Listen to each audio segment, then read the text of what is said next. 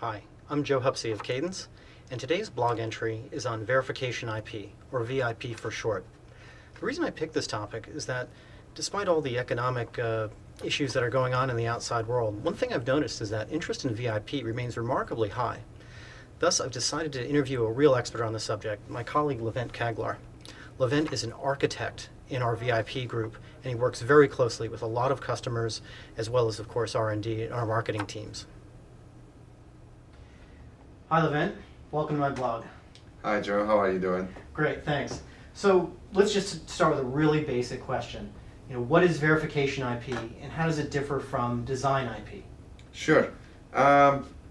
Verification IP is in some form similar to design IP, but there are certain differences. For example, verification IP does not only implement the protocol and how it needs to work, but also it implements some intelligence regarding how it shouldn't work and what are the corner cases of a given protocol or internal bus specification are. And it is optimized to expose those, and it's also optimized to cover what have been verified against the design specification or not. Okay. What advice do you have for customers who are facing a make versus buy decision with VIP? This decision, I think, needs to be very, very educational for the customer, because it's not only the cost of the verification IP or the schedule, because once you put a verification IP in an environment, it has a legacy effect. So you need to be looking 1, 2, 3 projects out and how to maintain and how you actually bring also the expertise of both the protocol expertise as well as the verification expertise in-house, and create that verification IP accordingly and maintain throughout your projects. And secondly, today most of the advanced verification environments follow up a methodology for one of the EDA companies that are out there. And in Cadence, for example, we built our verification IP per the OVM verification methodology guidelines. So besides the protocol, besides the verification savviness, besides your project outline, you also need to be careful about what methodologies you are using, such that you keep the tool support of the environment in place throughout the life of the verification IP. And then I would also imagine that makes it easier for you to architect the environment if you follow a standard methodology and then select different verification IP as you need to. Exactly. A verification methodology enables the customer to templatize the architecture, templatize the user interface and structure and capabilities, such that one VIP, and then if the VIPs are following the same methodology like OVM, you would know every VIP in terms of how it is used, how it is installed, how to debug, and how to operate. Moreover, there are people always thinking about how to improve the methodology and support the methodology with the tools, so you will be automatically picking up these advancements in the verification space. Great. So on a related note, when you're buying VIP, how important is it to know something or anything about the protocol, versus focusing on your design? And maybe another way to say this is, do you always have to go out and hire some protocol expert as well as buy some VIP? Protocol expertise will not hurt you in the long run, because at some point you're going to run an important bug, a corner case that requires deep protocol knowledge, and you have to debug that. However, one of the values of the VIP, it will give you that expertise capabilities, right? I mean, a VIP needs to be able to encapsulate the protocol expertise, and the more it encapsulates, the less of an expert you need, or you have more time to bring up an expert to the level that he or she needs to be. So verification IP will help you to ramp up and get into the protocol space very fast, especially if things are getting emerging. There will be multiple brains thinking about how to verify, how to design these new things. So it is very important that actually look into the verification IP and evaluate the completeness and ease of use, and how it actually help you to ramp up on the technology and the protocol.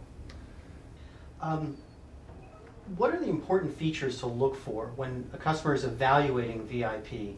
What should they consider? Of course, first of all, protocol completeness, right? How complete this VIP is able to verify the protocol. Mm-hmm. Secondly, ease of use. Actually, these all secondary concerns can be rolled up onto a single topic, which is called methodology, right? Mm-hmm. If the verification IP following up a methodology, because that will bring, such as in OVM, ease of use aspects and coverage capabilities, multi-language capabilities, such as E, System Verilog, System C interface.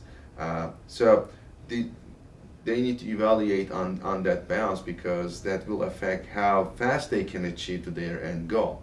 And thirdly, quality and track record of the company that is delivering the verification IP, and having a methodology driven product line such as Cadence verification IP, I think it's an actual credibility to the verification IP quality and maturity and capabilities. Makes sense.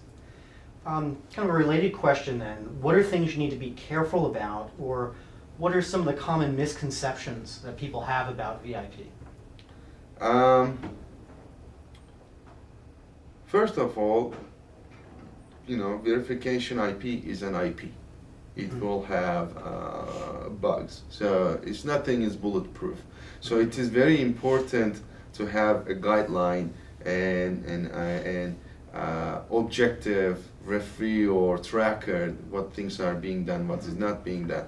And CMS is actually very interesting that we use it internally as well for quality improving our verification IP. So people should expect issues with verification IP. They should include that into their project lines and timelines, because this is yet another interpretation of the protocol and verification capabilities. And some of these protocols are changing.